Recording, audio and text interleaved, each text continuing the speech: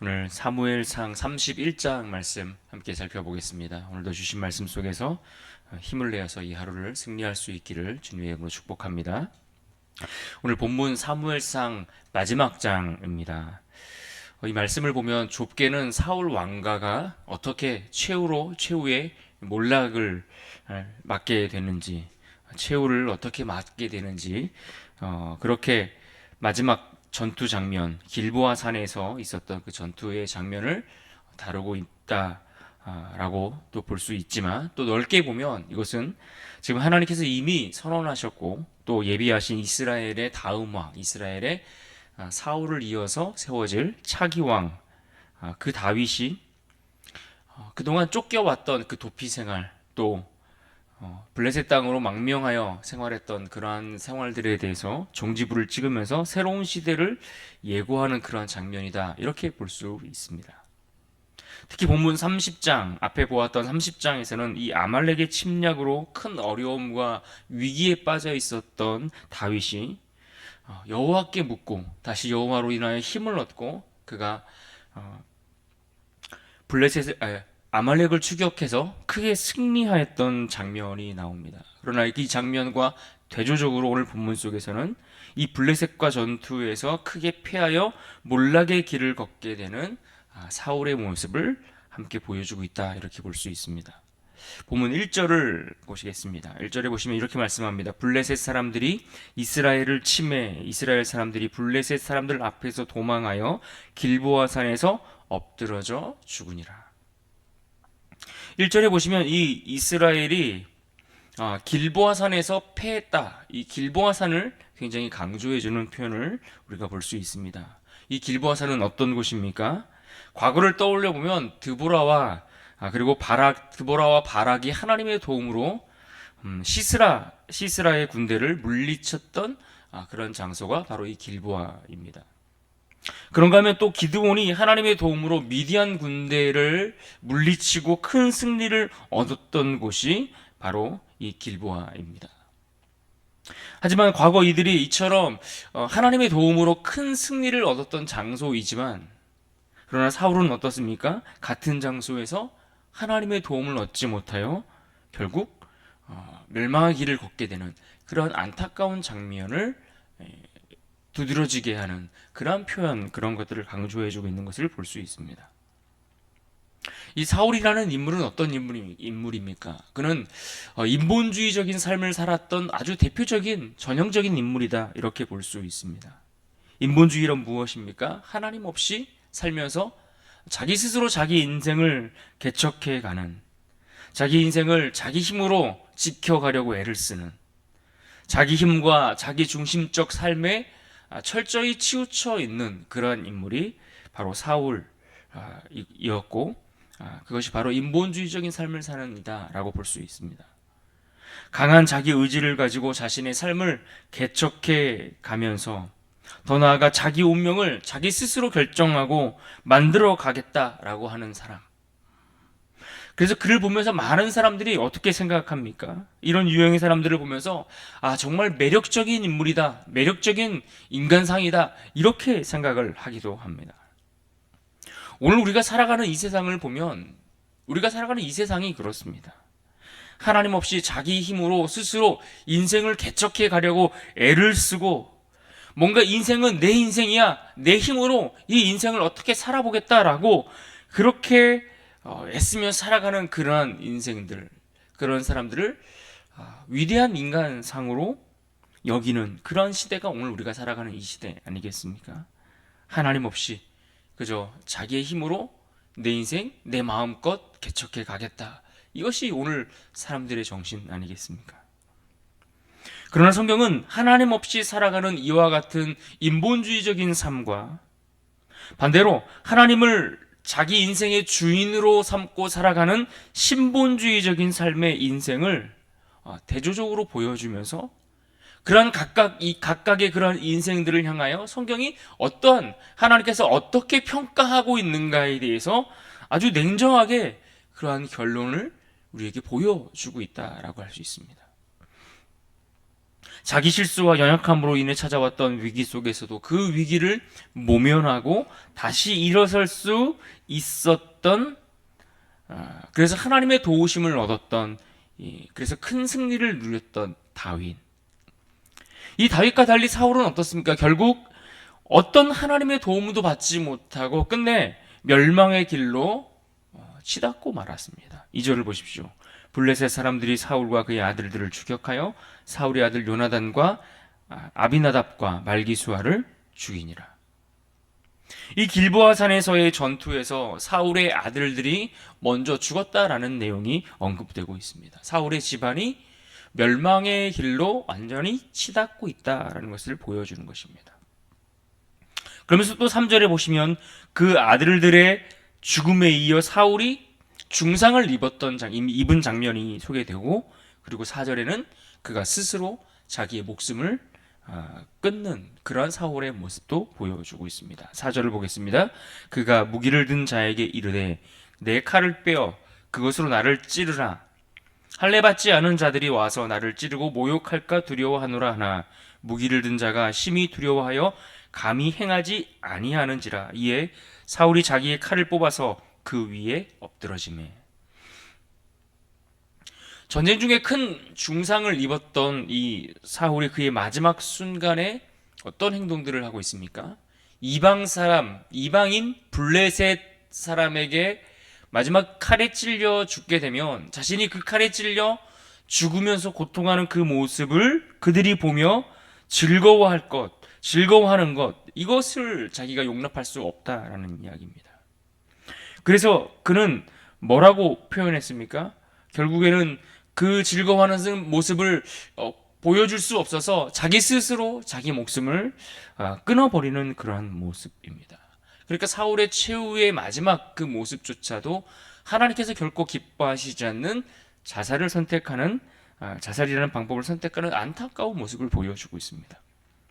뿐만 아니라 그의 말과 행동을 보면 이 블레셋 사람을 향하여 할례 받지 않은 자들이라고 표현했습니다. 할례 받지 않은 자. 그러니까 이 블레셋 사람들을 보면서 하나님 언약 밖에 있었던 이방인들이라며 그들을 무시하면서 오히려 자기는 자신을 가리켜서 뭐라고 이야기하면 자기는 하나님의 성민이다 라고 이야기를 하고 그런 생각을 가지고 있다는 것을 비춰주고 있는 것입니다. 하지만 실제 사울의 삶을 우리가 들여다보고 또 지금까지 보았던 사울의 모습은 어떻습니까?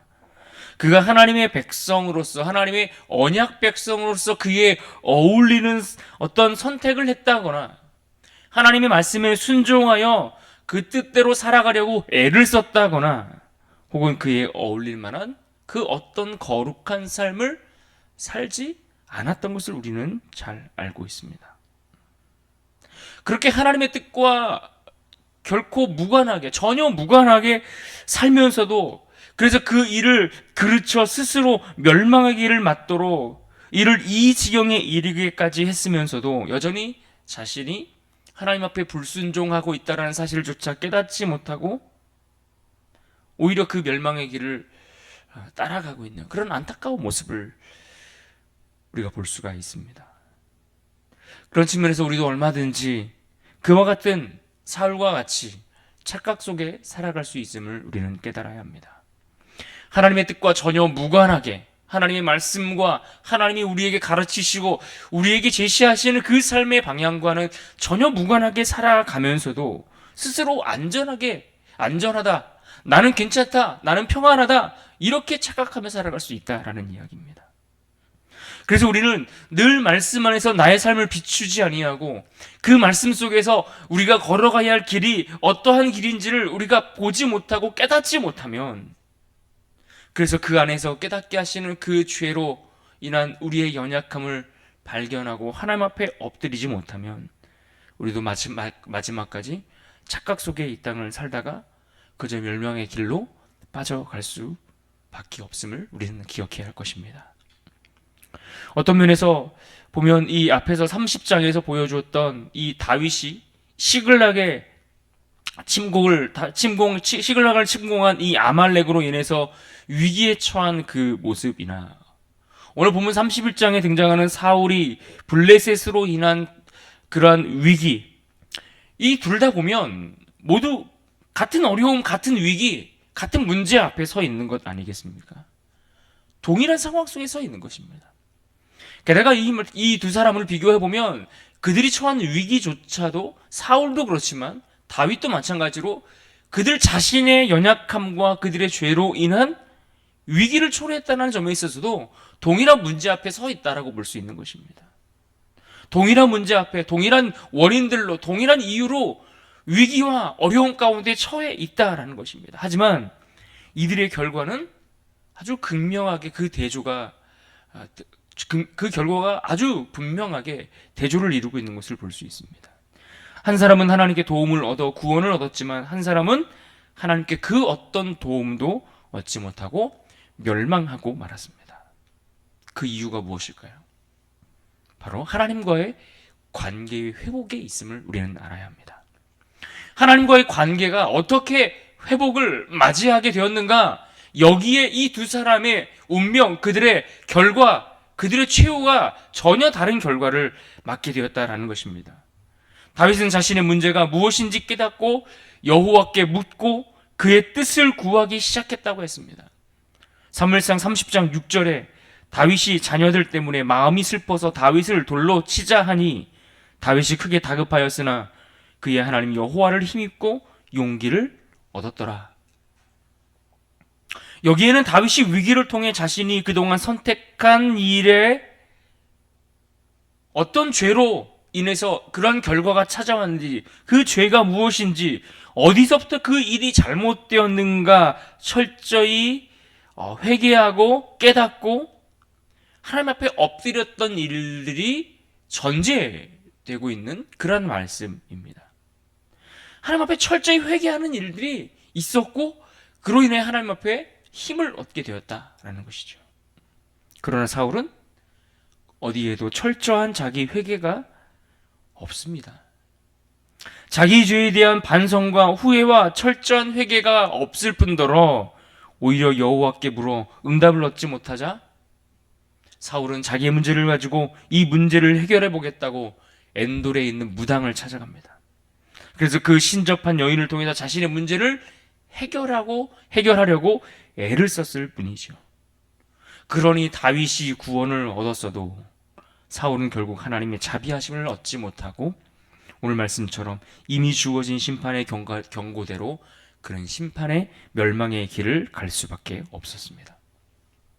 여러분의 인생의 소망이 어디에 있습니까? 내가 애쓰고 수고하여 얻은 그 물질에 우리의 소망이 있지 않습니다. 그렇다고 내 힘으로 애써서 뭔가 열심을 내는 그러한 종교적 행위에 우리의 소망이 있는 것도 아닙니다. 우리 인생의 소망은 우리의 유일한 왕이 되시는 여호와 하나님, 그분께 있음을 여러분 기억하시기를 바랍니다. 값없이 사랑해 주시고 그 아들 예수 그리스도를 통해 우리의 죄를 사하여 우리를 그 죄와 사망으로부터 벗어나 영원한 생명을 얻게 하시는 그러한 하나님의 은혜와 사랑에 우리의 유일한 소망이 있음을 우리가 꼭 기억할 수 있기를 바랍니다. 결국 그렇게 사울이 죽음을 맞이하였고 죽음을 맞이하여 한 그 사울의 갑옷과 시체를 어떻게 처리했는가에 대한 말씀이 후반부에 기록되고 있습니다. 블레셋 사람들은 이 사울의 갑옷과 시체를 가져다가 갑옷은 방백들에게 보내어 사울이 죽었음을 알렸고 또 그 시체는 아스다롯 신당과 벳산 성벽에 두었다라고 말씀해 주고 있습니다. 그리고 이것을 길르앗 야베스 사람들이 듣고 이 사울의 시체를 가져다가 장사 지냈다라는 이야기로 사무엘상의 이야기가 끝을 맺는 것을 볼 수 있습니다.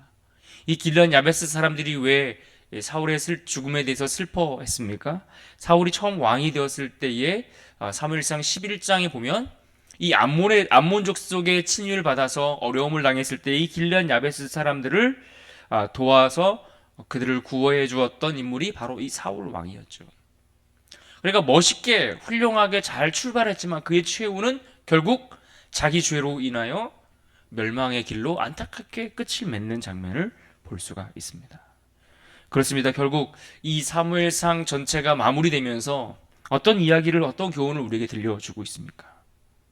이스라엘이 원하여 세웠던 열방과 같은 왕, 또 달리 표현하면 세상 나라와 같은 그러한 왕, 그러한 왕은 이스라엘이 원하는 대로 자기를 지켜줄 수도 없고 그들을 도울 수도 없다라는 사실을 우리에게 분명하게 보여주고 있습니다.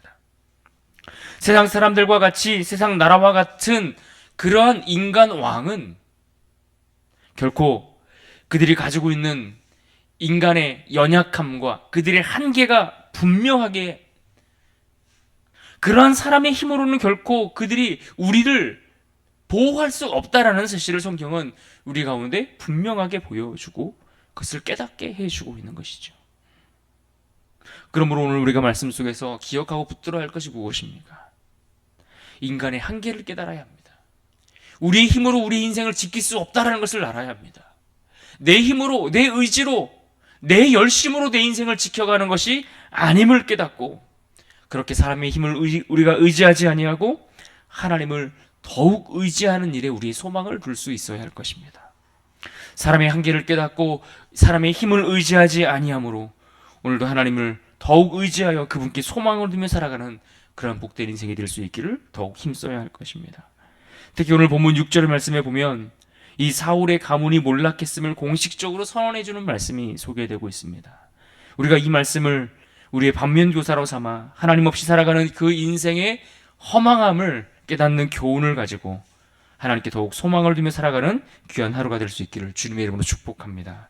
우리가 6절 말씀 함께 읽고 오늘 말씀 마치겠습니다. 6절 말씀 함께 읽습니다. 시작. 사울과 그의 세 아들과 무기를 든 자와 그의 모든 사람이 다 그날에 함께 죽었더라. 아멘.